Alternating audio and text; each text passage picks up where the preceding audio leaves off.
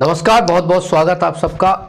मैं एडवोकेट दिनेश सिंह चौहान आप सभी का स्वागत करता हूं और आज की हमारी जो सेशन है काफ़ी महत्वपूर्ण सेशन है। सभी लोगों तक इसको शेयर करें। शेयर इसलिए भी ज़रूरी है क्योंकि इसके अलावा तुम्हारे पास कोई चारा भी नहीं है। हम सभी जानते हैं कि सरकार सत्ता के नशे में चूर होते होते साथ साथ में नशे में बड़ी चूर रहती है और ये खुद अपने वादे भूल जाते हैं। इन्हीं की सरकार ने एक वादा किया था कि हर साल भर्तियां होंगी। कुछ दिन पहले पटवारी की चाहे भर्ती की बात हो कि हम 15,000 पटवारी भर्ती करेंगे। उसके पहले सीएम बोले कि 5,000 कांस्टेबल भर्ती हर साल होगी। उसके पहले सब इंस्पेक्टर की भर्ती की बात की। उसके पहले खुद से ही इन्होंने महिला पर्यवेक्षक की भर्ती के बारे में बात की, लेकिन सबका कैलेंडर नहीं आया। अब इसके बाद एक बड़ी पीड़ा हुई। सबसे ज्यादा पीड़ा मुझे देखने में तब मजा आया जब कोचिंग सेंटर्स ने, सॉरी मतलब मैं भी उसमें इंक्लूड हूं, ऐसा नहीं है, जितने भी कोचिंग सेंटर्स ने पूरे कोर्स का क्या कर दिया, शुरू कर दिया, हाँ चलिए फटाफट दबा कर कोर्स। लेकिन जब आज नहीं आई रिक्रूटमेंट तो कोर्स को 80% डिस्काउंट पर, 70% डिस्काउंट पर, 50% डिस्काउंट पे बेच रहे हो। उसकी जगह 10 मिनट अपना निकाल करके सोचते कि चलो हम बात करें आपस में। हम कोचिंग वालों की एक ज्यादा जिम्मेदारी होती है क्योंकि छात्र हमें फॉलो करता है, छात्र हमारी उन सब बातों को समझता है और छात्र हमसे उम्मीद करता है कि हम जिन्हें पैसा दे रहे हैं, हम जिनका कोर्स खरीद रहे हैं, वो हमारे लिए कुछ करें। और ये वक्त यही होता है जो सच में बताता है कि आपके साथ कौन खड़ा है कौन नहीं खड़ा। यार पैसा जोड़ लेना और पैसा से बिल्डिंग बना लेना चलता रहता है, कोई भी कर सकता है, पर एक शिक्षक होने के नाते अपने छात्रों के हक में बोलना उससे भी बड़ा पुण्य का काम होता है। क्योंकि अगर आप नहीं बोलेंगे तो वो छात्र नहीं बोल पाएगा, तो मानसिक कुंठा में बस कुंठित होता जाएगा। मेरे को लगातार बच्चों के फोन कॉल्स आते हैं क्योंकि समय कोर्ट में ज्यादा व्यस्तता होने की वजह से मैं कंटिन्यू यूट्यूब पे नहीं आ पाता, फिर भी मैं समय निकाल के सोचता हूं कि कम से कम एटलीस्ट वो बातें तो कर सकूं जो आपके लिए बहुत आवश्यक है। तो चाहे वो एमपीएस सब इंस्पेक्टर की बात हो, चाहे वो बात करें हम पुलिस कांस्टेबल, न्यायिक पुलिस कांस्टेबल बात की जाए, चाहे हम बात करें महिला पर्यवेक्षक की बात कर जाए, इन तमाम भर्तियों के लिए जिसमें एक बड़ी संख्या में छात्र उसकी तैयारी करते हैं और सरकार को जो व्यापम कैलेंडर को, खैर व्यापम की तो इसमें गलती इसलिए नहीं है, वो तो कैलेंडर वही जारी करेगा जो उसको क्या दी जाएगी, जारी करने की सूचना दी जाएगी। आज सब इंस्पेक्टर की भर्ती 17 से लेकर अब तक में काउंट कर लीजिए कितने साल हो गए। तो ये हम सब की जिम्मेदारी बनती है। आज से जितने भी कोचिंग सेंटर्स हैं, एटलीस्ट ऑफलाइन वाले कोचिंग सेंटर पे ज्यादा मुझे भरोसा नहीं कि कुछ बोलेंगे क्योंकि उनके पास एक मंच नहीं है, लेकिन कम से कम ऑनलाइन कोचिंग सेंटर्स के पास, जिनके पास बड़े बड़े मंच हैं, वो अपने मन से इतना तो कह सकते हैं कि अब हमें एक साथ लामबंद होना पड़ेगा, हमें एक साथ अपनी बात को बताना पड़ेगा, समझाना पड़ेगा, सुनाना पड़ेगा, वहां तक हमारा मैसेज पहुंचाना पड़ेगा। कैसे पहुंचेगा मैसेज? चूंकि अभी तो आचार संहिता लगी, लेकिन इस आचार संहिता के बीच हम क्या कर सकते हैं, एकजुट हो सकते हैं, एकजुट होकर के बातें कर सकते हैं। महीने भर की बात है, अप्रैल के बाद मई जून, 4-5 जून के बाद सारी आपकी आचार संहिता सब खत्म हो जाएंगी। और जब ये सब चीजें खत्म हो जाएंगी तो हम अच्छे तरीके के साथ एक रिप्रेजेंटेशन दे सकते हैं। किसको? सीएम को दे सकते हैं, माननीय गृह मंत्री इस समय वही, उन्हीं के पास सब कुछ चल रहा है, सरकार को दे सकते हैं। और इन सभी चीजों को देने के लिए आवश्यक है कि हम सभी जब साथ मिलकर के काम करेंगे तभी हो पाएगा। वो एक व्यक्ति के करने से कुछ नहीं हो सकता। आज मैंने वीडियो बनाई, मेरी ये गुजारिश है, रिक्वेस्ट है, जितने भी यूट्यूबर्स हैं, जितने भी शिक्षक हैं, अपने अपने चैनल पे एक वीडियोस बनाएं कि हमें जून में तैयारी करना है, जून में हमें अपने एग्जाम कैलेंडर कंप्लीट के लिए जो है एक मार्च करना है। और मार्च होगा कहां? भोपाल में। कौन सी तिथि होगी, कौन से क्या चीज होगी, वो सब मैं परमिशन लेकर के आपको बता दूंगा, लेकिन उस मार्च में तैयार रहिएगा। और मैं अभी से एक परमिशन लेने के लिए एक प्रक्रिया शुरू कर दूंगा ताकि जब हम आए हमारे पास भोपाल में खड़े होने की ऐसी जगह हो जब विद परमिशन के साथ हो, जिसमें ऑफिशियली डीसीपी के द्वारा लिखा गया हो कि आपको परमिशन दी जाती है अपना प्रदर्शन, अपनी बात को रखने के लिए, तभी आइएगा। ऐसा नहीं कि बस कह दिया तो चले, ऐसा नहीं है। हम उसकी पूरी प्रक्रिया करेंगे, तमाम चीजें करेंगे, लेकिन उसके पहले ये जरूरी है कि तमाम जितना भी कैलेंडर है इसको हम अच्छे से चीजें कर सके। ठीक है? अच्छा, दो चीज होंगे। एक वो भी कैटेगरी लंपट मूर्खों की जो कहते कुछ नहीं होगा। ऐसे तुम्हारे पिताजी ने सोचा था कुछ नहीं होगा, पर उससे तुम हो गए, ठीक है। तो ऐसा नहीं है, नहीं सोचते थे कि होगा, लेकिन तुम हो गए ना, वो कैटेगरी कुछ नहीं होगा वालों की। ऐसे लोग मुझे नहीं चाहिए, क्योंकि संसार में कुछ ना कुछ होता ही है, मतलब कुछ नहीं बना तो सिस्टम ही नहीं है, कुछ ना कुछ तो होता है। वो जो कुछ नहीं वाले होते हैं, वो मैं बोला ना, वो सोच ऐसी होती है उनके माता पिता की ना हो, लेकिन वो हो गया, इसलिए उसकी सोच बन जाती कुछ नहीं होगा। एक कैटेगरी वो है। और दूसरी कैटेगरी होती है जो हिस्ट्री लिखते हैं, जो अपने हक के लिए खड़े होते हैं, राइट्स के लिए खड़े होते हैं कि होगा और होके ही रहेगा। वो लोग मुझे चाहिए, उन लोगों के साथ हम आगे चलेंगे। अच्छा, मेरी जो वाकपट तो ऐसी है, 100 की सीधी एक बात, मैं कमेंट्स पढ़ते रहता हूं, तो जब कमेंट्स में जो चीजें आती हैं उससे मुझे पता चल जाता है कि एक्चुअली में हमारे साथ और हम जो जितने भी लोग हैं आपस में अगर हम चर्चा करें, देखेंगे तो युवा ही युवा के पीछे क्या है, कट करने को चलता है।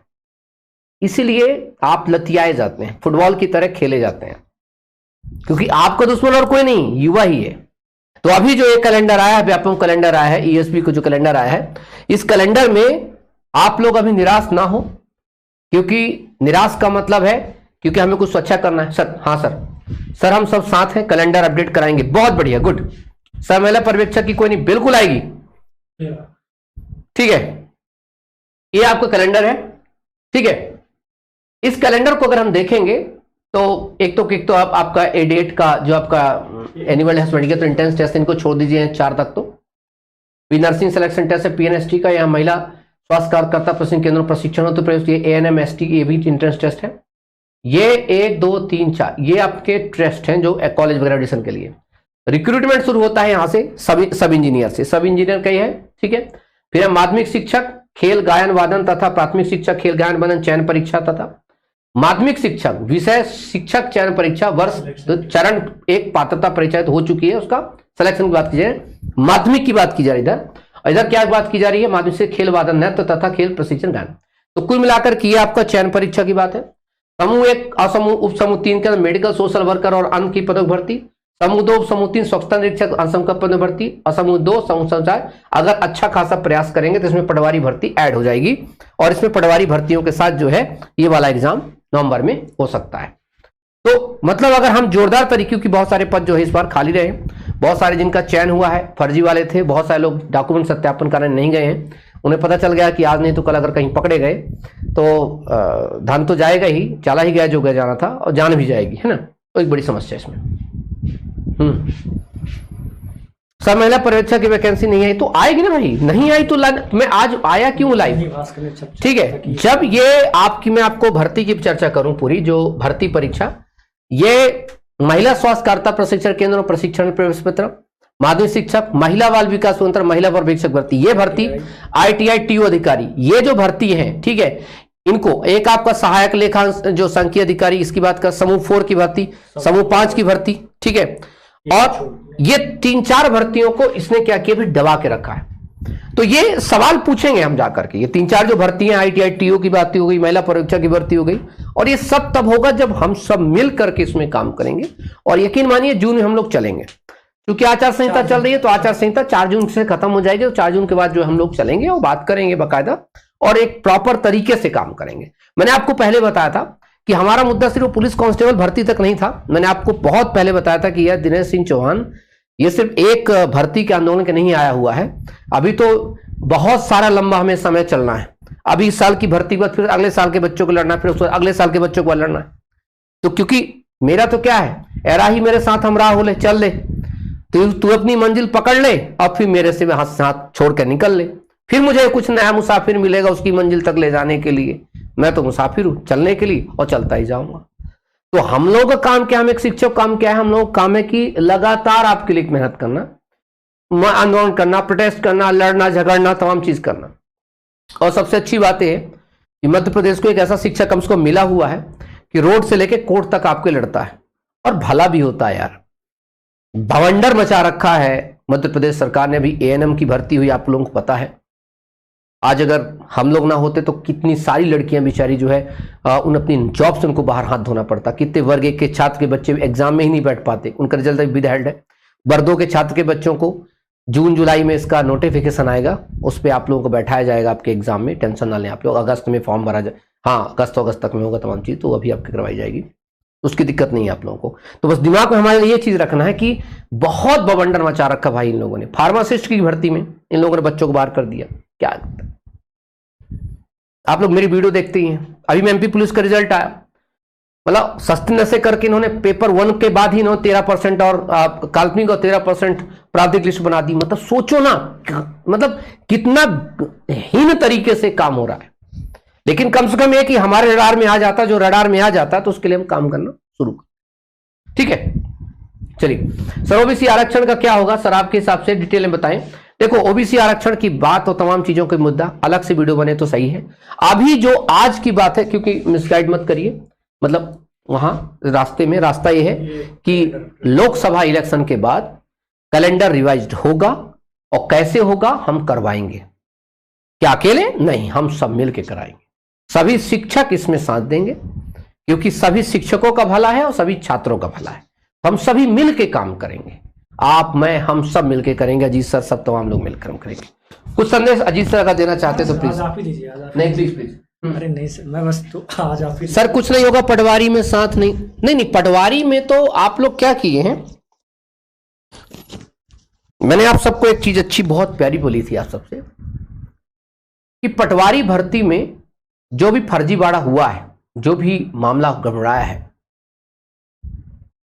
और बाद में सब अपने अपने घरों में घुस गए और उनको यह लगा कि 2-4-10 शिक्षक जाएं भोपाल में और रोड के नीचे आ जाएं, अपना परिवार उवार छोड़ करके रोड के नीचे आ जाएं, तब तो साथ देना कहलाएगा। और हम घर में घुसे रहें बाबू के साथ, बाबू सोना के साथ मजे लेते रहे। भाई हमसे ना होगा। वी हैव ऑल्सो फैमिली, हम भी बड़े लाडले हैं, बड़े दुलारे हैं, हमारे पास भी हमारे कंधों पर बड़ी जिम्मेदारी है। साथ चलोगे तो अच्छा करेंगे, नहीं चलोगे तो जो हो रहा है होने दो। अभी साथ आओगे तो कैलेंडर रिवाइज होगा, नहीं आओगे तो नहीं होगा। आप लोगों को पता होना चाहिए कि अभी रिजल्ट नहीं आ रहे थे, जब लगातार व्यापम के पास गए तो व्यापम को हाथ तक जोड़ना पड़ा। नहीं भैया चलो ठीक है हम कराते हैं कराते हैं कराते हैं। तो 100 की सीधी बात। बहुत सारे लोग बोले सर पटवारी भर्ती का अब क्या कुछ नहीं होगा। बहुत कुछ हो सकता है, बहुत कुछ हो सकता है। तुम ससुरा लोग साला, बहुत सारे लोग बीड़ी सिगरेट पीते हैं, गांजा पीते हैं, दारू पीते हैं, गर्लफ्रेंड पर खर्चा करते हैं। उसका थोड़ा सा पैसा 10% पैसा भी अगर कलेक्ट करके एक जनहित याचिका लगाते कितना अच्छा रहता। पर वो भी तुम्हें लगता है कि कोई फ्री में लड़ाए, कोई फ्री में करे, कोई नहीं करेगा। इतना टाइम नहीं किसी के पास कि फ्री में करेगा। 10 लाख बच्चे हैं, मतलब 1-1 रुपए अगर चंदा दे बच्चा तो भी एक जनहित याचिका सुप्रीम कोर्ट में लगाई जा सकती है। और कुछ नहीं है, सबसे पहले आरटीआई लगा करके क्या मांगना है, रिपोर्ट मांगनी है, और एक आवेदन देकर रिपोर्ट मांगनी है। आरटीआई का जवाब नहीं देंगे मुझे पता 30 दिन में, जो आप आवेदन लगाएंगे आवेदन को कोर्ट में फाइल कर दो। क्या कहते हैं सर मेरा रिप्रेजेंटेशन डिसाइड करा दीजिए, कोर्ट ऑर्डर लिख के देगा कि 15 दिन के अंदर इस व्यक्ति को बाई रिपोर्ट दे दी जाए। जब रिपोर्ट आ जाए रिपोर्ट को पढ़ लो, रिपोर्ट को पढ़ने के बाद समझ में आ जाएगा बवंडर मचा, उस रिपोर्ट को चैलेंज कर दो। पर क्या है ना समस्या है आप लोगों की, ये पता है प्रॉब्लम क्या है, आप लोग फैक्ट्स और कानून को सुनना ही नहीं चाहते हैं। आप लोग पर चाहिए धूम धाम धूम धाम धूम, भाई वो नहीं होगा। आपको अच्छे से पता है कि राजस्थान सब इंस्पेक्टर की भर्ती ज्वाइनिंग हो चुकी थी, ट्रेनिंग से पकड़े जा रहे हैं वो लोग, एक सिस्टम तरीके से पकड़े जा रहे हैं। प्री मेडिकल टेस्ट हुआ था जब फर्जी डॉक्टर आ गए थे, फर्जी एसआई आ गए थे मध्य प्रदेश में, याद है 2013 में। 2015-16 तक अभी तक उनको सजा हो रही है, वो भी एक जनहित याचिका आरटीआई के माध्यम से ही पकड़ा गया था मामला।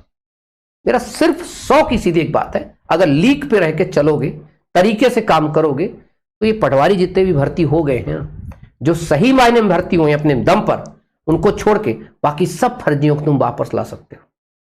पर तुम्हें क्या चाहिए, नहीं मैं अपने घर में सोता रहूं, बाकी कोई काम कर कोई नहीं करेगा। भाई भगत सिंह खुद के अंदर पैदा करना पड़ेगा, सिर्फ पड़ोस में नहीं। चलिए और कुछ। मेरा 100 के मतलब मेरी एक, मैं एकदम अपने जैसा समझो। मैं कोई महान नहीं हूं, मैं कोई आइडियल पर्सन नहीं हूं, मैं कोई महान व्यक्ति नहीं हूं, और ना ही मैं कोई भगवान का अवतार हूं। मैं आपके जैसे एकदम कॉमन हूं। मेरे को भूख लगती है, मेरे कोई कुछ कहता मुझे बुरा लगता है। जितने आप स्वार्थी उतना मैं स्वार्थी हूं, जितना आपके अंदर चीजें समाज को लेकर उतनी मेरे अंदर है। मतलब हम लोग बिल्कुल बराबर हैं। आप अगर लड़ने आओगे तो मैं आपके साथ चलने होगा, नहीं आओगे मैं भी नहीं आऊंगा। अगर लड़ोगे रिपोर्ट के लिए तो मैं भी लड़ूंगा, नहीं लड़ोगे तो मैं नहीं लड़ूंगा। मतलब एकदम क्लियर कट। आपके माता पिता मेरे माता पिता, आपके भाई बहन मेरे भाई बहन, आपका परिवार है मेरा ही परिवार है। बस सिंपल कट कट। मैं कोई अवतार नहीं, कोई देवदूत नहीं। प्लीज, ये 100 की सीधी बात है। बस इतना है कि सच कहने की क्षमता आपसे बेहतर मेरे अंदर है। और एक मीडिया, सोशल मीडिया खुले तौर पे मैं कह देता हूं, चाहे सरकार हो सामने, अच्छा कोई प्रशासन का कितना बड़ा व्यक्ति क्यों ना हो। अभी आप लोगों ने मेरी साथ एक वीडियो नहीं देखी है, कोर्ट की वीडियो देखिएगा। 10 मिनट बहस भी नहीं कर पाया और जज साहब ने मेडिकल कॉलेज के डीन को बुला लिया 12 बजे।